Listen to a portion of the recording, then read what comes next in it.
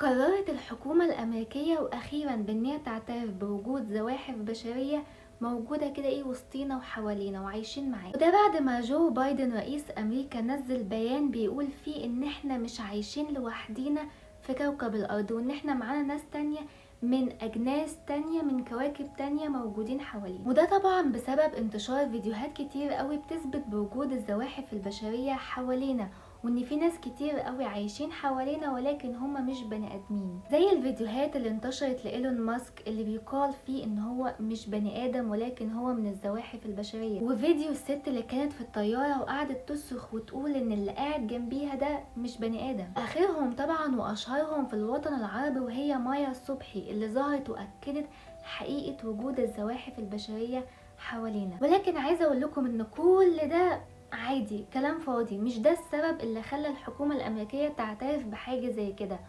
ولكن الفيديو أو اللايف المباشر اللي نزله اليوتيوبر الأسباني المشهور، لايف مباشر ليه وهو بيصور قاعدة سرية للزواحف البشرية موجودة تحت جبال هيمالايا، ومن خلال اللايف ده قدرنا ان احنا نشوف واحد من الزواحف البشرية على هيئته الحقيقية. فايه قصة اللايف ده وايه اللي ظهر فيه بالظبط خلى الحكومة تعترف بوجود الزواحف البشرية؟ تعالوا بقى لما نحكي قصة اليوتيوبر ده من البداية لحد النهاية. ولكن قبل ما نبدأ القصة كنت حابة ان انا اكلمكم في حاجة. تقريبا يا جماعة اغلب الناس هنا ما تعرفش ان انا صيدلانية وخبيرة تجميل، وان حكاية القصص ديت موهبة كده على جنب، ولكن انا في الاصل صيدلانية. وحاليا انا عملت كورس كوزماتكس اونلاين، كورس تجميلي اونلاين بيتكلم او بيشرح عن كل حاجة ليها علاقة بالجلد ريليتد او متعلقة بمجال الكوزماتولوجيا، زي ما التصبغات الجلدية، الحبوب، حساسية الجلد، الامراض الجلدية وهكذا. كمان شرح التركيبة والمواد الفعالة اللي بتدخل في تحضير منتجات العناية بالبشرة والجسم. يعني بعد ما بتخلص الكورس لو شفت اي منتج قدامك بصيت على التركيبة بتاعته هتبقى عارف كل مادة فعالة بتعمل ايه ودورها ايه بالظبط. زي مثلا المنتج ده عبارة عن مايسلر ووتر، لو بصينا على الانجريدينتس اللي هنا او المواد الفعالة هنبقى عارفين كل مادة فعالة دورها ايه بالظبط في قلب المنتج ده وبتعمل ايه. وكمان شرح الليزر بكل انواعه وفرق الاجهزة بتاعته، فرق ما بين كل جهاز والتاني وهكذا، يعني كل مشاكل الجلد عموما بالمنتجات بتاعتها. والكورس طبعا باللغة العربية وكل المصطلحات الطبية المعقدة مشروحة بطريقة سهلة وبسيطة، والكورس متاح لكل الدول العربية. ولو حابين تعرفوا تفاصيل اكتر ممكن تبعتولي على الانستجرام الخاص بالكورس، وانا هناك هبعت لكم كل التفاصيل وطريقه الاشتراك. ولو انت اصلا حد مش مهتم بمجال الكوزماتولوجي والتجميل فمفيش اي مشكله، انت ممكن بس تعملي فولو لايكس على الاكونت هناك كنوع من انواع الدعم يعني. وبس كده، يلا نبدا القصه بتبدا بيوتيوبر اسباني مشهور جدا في اسبانيا، ولكن اسمه صعب النطق الصراحه، فاحنا هنديله اسمه مزيف، ويكون مثلا باسم سامح مثلا عشان يبقى سهل النطق علينا.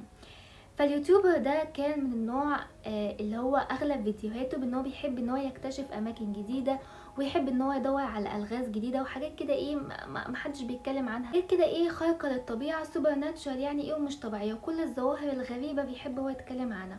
وكان مؤخرا عمال يتكلم ويثبت حقيقه وجود الزواحف البشريه، وقالك ان بدام في كذا حد طلع واتكلم بان هما موجودين حوالينا، فده معناه ان هما موجودين فعلا، وان كل اسطورة بتظهر لازم يكون ليها دليل، يعني مفيش اسطورة بتظهر من عدم، وان يطلع كذا حد ويتكلم عن وجود الزواحف البشرية ده معناه ان هما موجودين بالفعل. ولكن كل ده طبعا كلام في كلام، مفيش اي ادلة، زيه زي ناس كتير اوي بتطلع تقول اي كلام من غير اي دليل، لحد ما اليوتيوبر سامح نزل لك اخر فيديو ليه وقالك بان هو اكتشف قاعدة سرية للزواحف البشرية موجودة تحت جبال هيمالايا، وان هو عشان يثبت كلامه ده بان هو هيروح القاعدة دي تاني، ولكن المرة دي هيفتح زي لايف بس مباشر عشان كل الناس تشوف وتتأكد حقيقة وجود الزواحف البشرية وسطينا، وان هما بالفعل موجودين حوالينا، ولكن هما عندهم القدرة بان هما بيتشكلوا بشكل البني ادمين،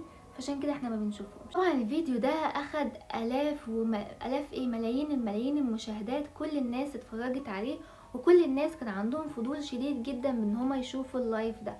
وبالفعل اليوتيوبر بدأ في اللايف بتاعه، وبعد ما سافر ووصل الجبال جبال الهيمالايا فتح اللايف بتاعه وورى الناس ازاي يوصلوا للقاعدة السرية ديت اللي موجودة تحت جبال هيمالايا، واخد ومشي في الطريق اللي هو اكتشفه تحت الجبال. طبعا كل ده هو فاتح اللايف، ونزل واحدة واحدة لحد ما وصل للقاعدة السرية. القاعدة السرية اللي اليوتيوبر اكتشفها ديت عبارة عن زي ما تقول كده ايه، بيت سري او قاعدة سرية موجودة تحت الارض تحت جبال هيمالايا، وان الباب اللي بيوصل ليها موجود زي باب كده ايه على الارض، يعني نقول كده ايه بلاعة، ولكن على شكل باب موجودة ايه على الارض، ومغطاة طبعا بتلج كتير قوي، فصعب جدا ان اي حد يوصل لها. فمجرد ما بتفتح الباب ده اللي موجود في الارض بيبقى فيه زي سلالم بتنزل عليها، بتبقى سلالم طويلة قوي. بعد ما بتخلصها بتلاقي نفسك في ممر طويل جدا. لما بتمشي في الممر ده، اخر الممر ده زي باب مكتوب عليه كلمة بلغة مش معروفة، ولكن طبعا الرحلة دي كلها كانت متصورة لايف. فاول ما اليوتيوبر وصل للباب ده قال بان هو مكتوب عليه كلام بلغة مش مفهومة.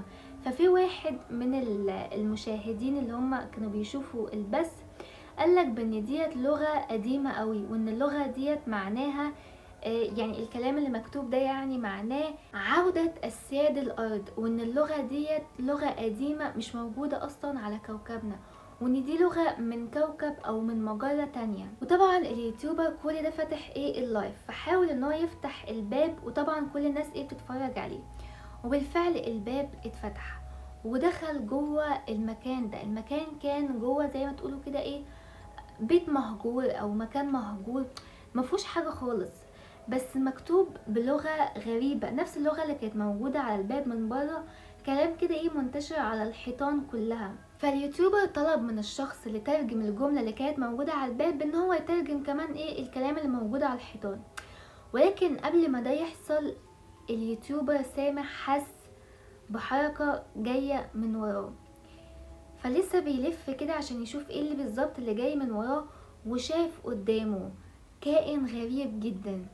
كائن يعني جسمه جسم بني ادم، ولكن راسه راس زواحف شبيهة براس الافعى التعابين، وجلده ذات نفسه كان شبيه جدا بجلد الزواحف. طبعا الكائن ده مش اليوتيوبر بس اللي شافه، لا كل الناس اللي كانوا موجودين في اللايف شافوا الكائن ده قدامهم. بس فجأة اللايف اتقطع، ومحدش بعد كده بقى عارف اي حاجة عن اليوتيوبر ده، واللايف اتقطع تماما، والناس ما بقتش عارفة ايه اللي حصل لليوتيوبر ده وايه الكائن اللي هم شافوه في اللايف ده يعني ده معناه ان اليوتيوبر كان كلامه صح، بان دي بالفعل قاعة سرية للزواحف البشرية. بس ايه اللي حصل لليوتيوبر ده اللي اختفى تماما، محدش بقى عارف عنه اي حاجة، واختفى لمدة شهرين كاملين لحد ما ظهر تاني على القناة بتاعته بعد شهرين كاملين، وظهر بهيئته قدام الناس، وابتدى ان هو يحكي قصته وايه اللي حصل له بالظبط خلال الشهرين دول. اليوتيوبر بيبدأ يحكي القصة وبيقول بان هو بعد ما ظهر قدامه الكائن ده طبعا اخد منه الموبايل واللايف انتهى، وفجأة راح يعني كتفه كده ورماه زي في سجن موجود في القاعدة ديت او في المكان ده تحت الارض، وفضل محبوس داخل المكان ده. فضل كده فترة يعني من الزمن، وطبعا الدنيا كانت ضلمة جدا فما كانش شايف اي حاجة حواليه، لحد ما حس بوجود شخص تاني موجود في الزلزالة اللي جنبه. يعني هما زي اقفاص كده مقفولة كده، الدنيا كانت ضلمة ولا هو شايفه ولا يعني هما الاتنين مش شايفين بعض. ابتدوا ان هما يتكلموا مع بعض، فاليوتيوبر سامح بيسأله انت مين، يعني هل انت بشري زيي ولا زيهم ولا ايه بالظبط؟ راح قال له يعني تفتكر لو انا زيهم هبقى محبوس هنا معاك يعني؟ فقال له طب يعني انت ايه قصتك، يعني انا مثلا هنا اقتحمت القاعدة بتاعتهم عشان كده هم حبسوني. فراح رد عليه وقال له انا كمان، ولكن الفرق بيني وبينك بان انت لسه محبوس ولكن انا محبوس بقالي سنتين. فراح قال له انت ليه محبوس هنا بقالك سنتين يعني؟ فالراجل ده رد عليه وقال له لان انا اكتشفت تاريخهم وحقيقتهم كاملة، ولو خرجت من هنا هحكي للعالم عن كل حاجة. وطبعا هم مش حابين حاجة زي كده. فراح قال له ايه هو تاريخهم بالظبط، ما تحكي لي كده يعني. فالراجل ده ابتدى يتكلم مع سامح ويحكي له قصة الزواحف البشرية او قصة الكائنات دي من البداية خالص.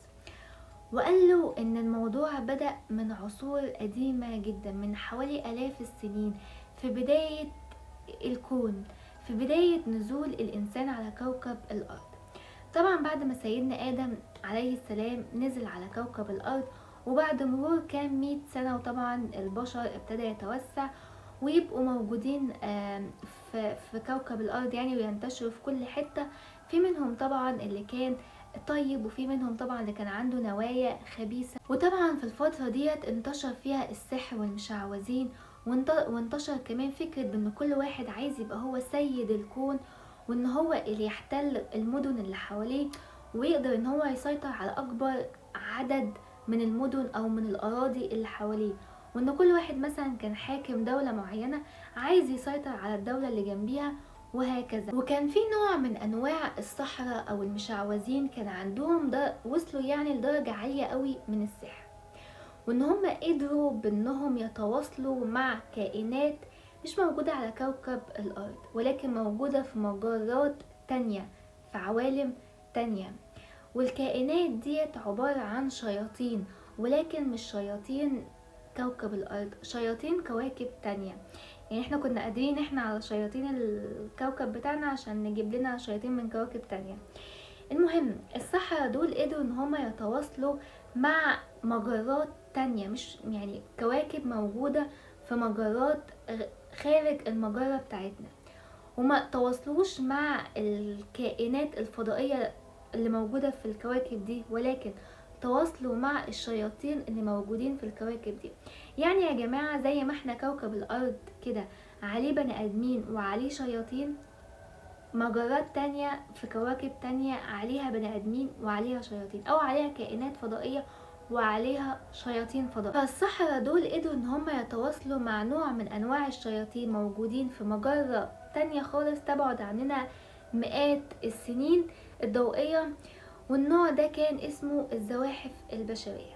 وقدروا ان هم يتواصلوا مع النوع ده بالذات، لان النوع ده كان بيتميز بان هو عنده قوة، يعني قوة عظيمة جدا. فلو قدروا ان هم يتواصلوا معاهم ويستدعوهم ويجوا على كوكب الارض من خلال ان هم يقدروا يتحكموا في قوة زي ديت، هيبقوا هم اسياد كوكب الارض. وبالفعل قدروا ان هم يتواصلوا معاهم، وقدروا ان هم يستدعوهم للقدوم الى كوكب الارض من خلال بوابات سحرية، بوابات بتنقل من عالم لعالم، يعني من كوكبنا لكوكبهم، من خلال عبورهم من خلال البوابات ديت بيوصلوا للكوكب بتاعنا. ده كان اول ظهور للزواحف البشرية على كوكب الارض، وان هم تم استدعائهم من قبل بشريين، ولكن كانوا عايزين يستخدموهم في ان هم يسيطروا او يحتلوا العالم.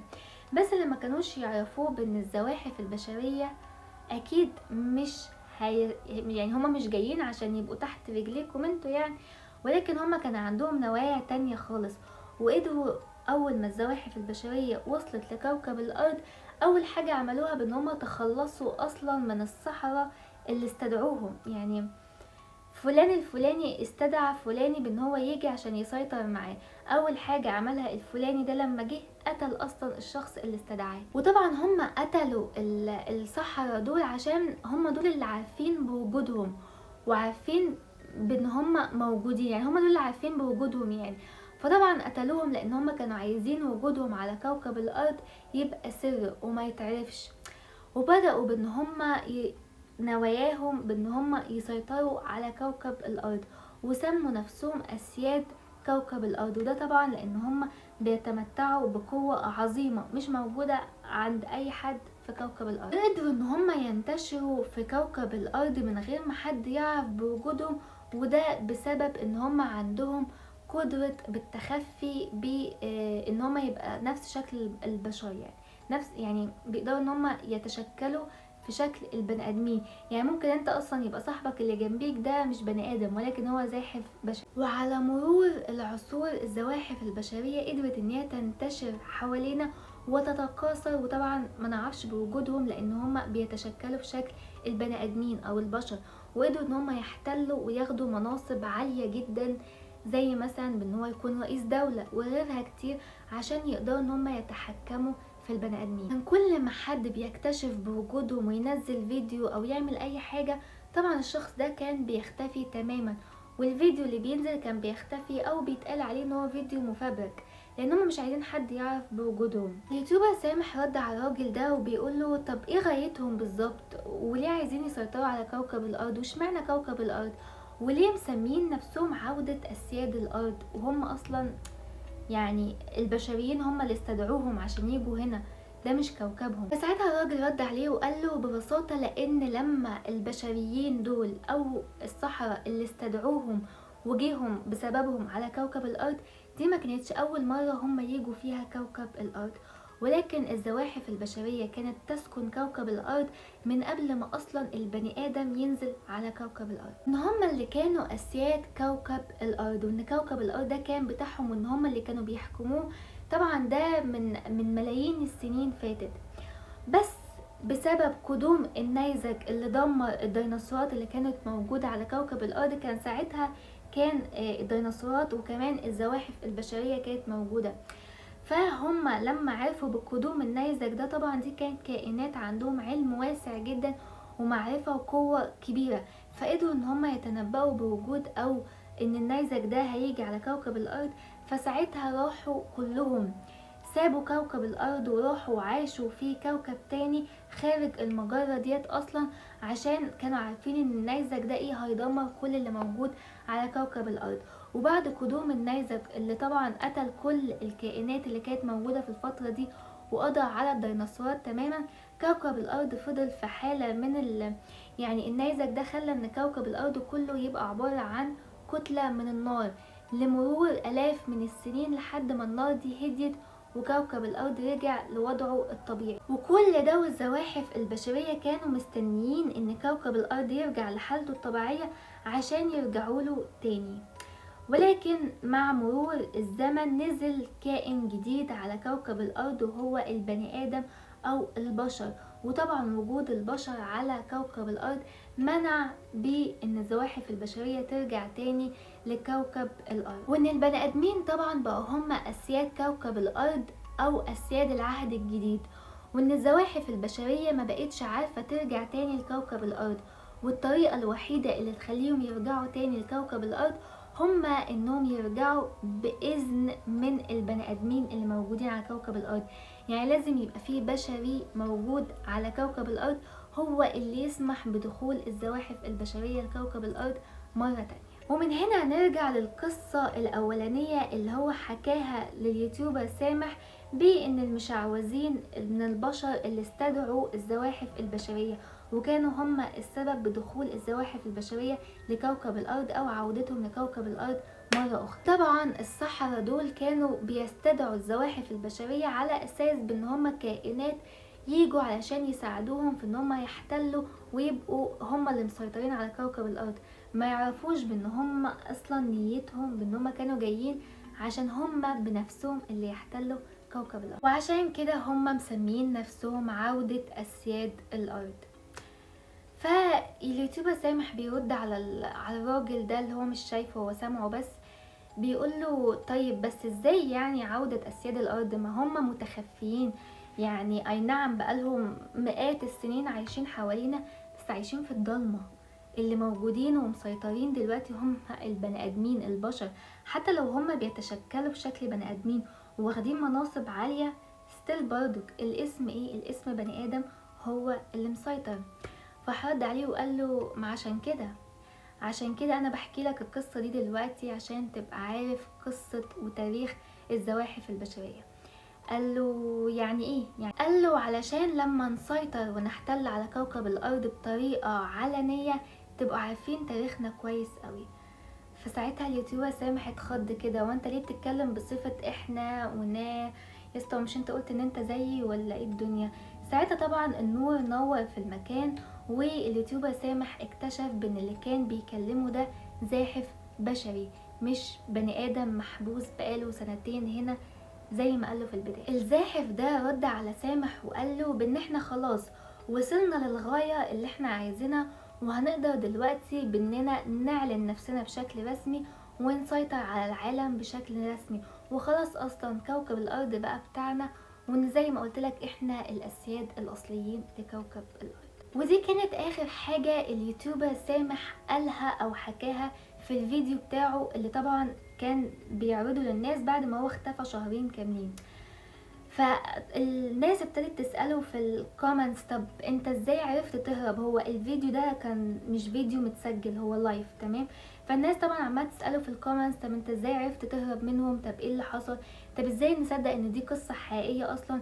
ساعتها سامح كمل كلامه وقال بان هو بعد ما اكتشف بالحقيقة وبان اللي كان بيكلمه زاحف بشري فتم قتله. مين اللي تم قتله؟ سامح. هو بيقول لهم في اللايف كده ان هم قتلوني. قتلوك؟ طب انت معانا ازاي يا معلم وبتتكلم معانا ازاي؟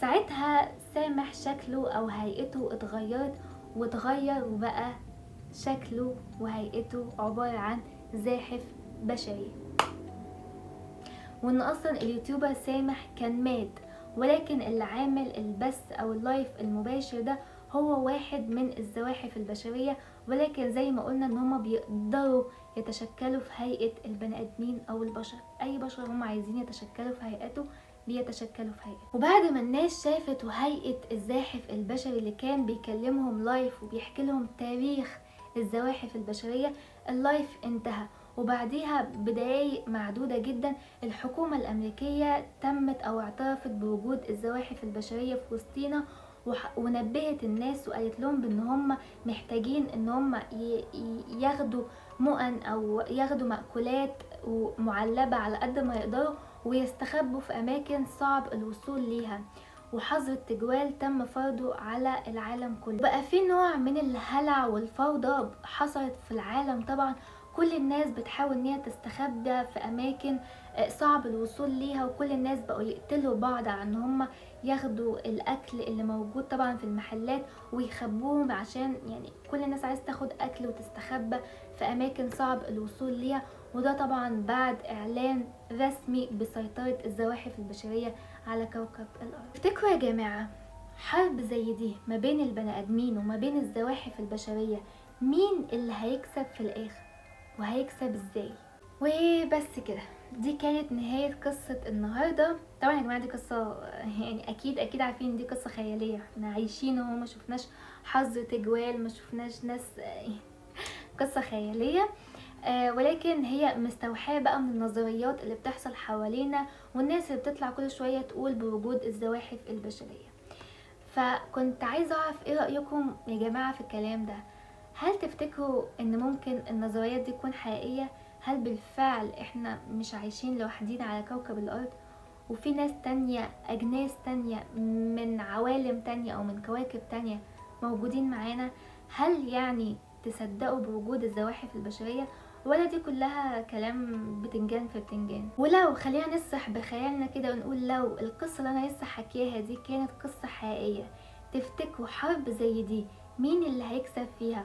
ولو البني ادمين عايزين يكسبوا في حرب زي دي، ايه بالظبط ممكن يعملوه عشان يكسبوا؟ بس كده يا جماعة، دي كانت قصة النهاردة، اتمنى تكون عجبتكم، واحب اعرف رأيكم في الكومنتات. وبس كده يا جماعه، قولوا لي بقى حابين نتكلم عن ايه او نحكي قصص ايه الفتره اللي جايه دي، يعني عايزه اسمع منكم انتوا حابين نتكلم في موضوع ايه بالظبط او نحكي قصه ايه بالظبط، يعني ادوني اقتراحات كده. اوكي، حابه أنا اسمع اقتراحات منكم. وطبعا ما تنسوش لو اصلا اي حد عنده قصه سواء من تاليف وهو اللي مالفها بنفسه، او قصه قرأها في حته وعجبته، او قصه حقيقيه وعايز نحكيها على اليوتيوب، يبعتها لي على الانستجرام، تمام. وما تنسوش تعملوا لي فولو على الانستجرام وعلى التيك توك، وتفعلوا الجرس هنا على اليوتيوب عشان لما انزل قصه جديده توصل لكم. بس كده، باي باي.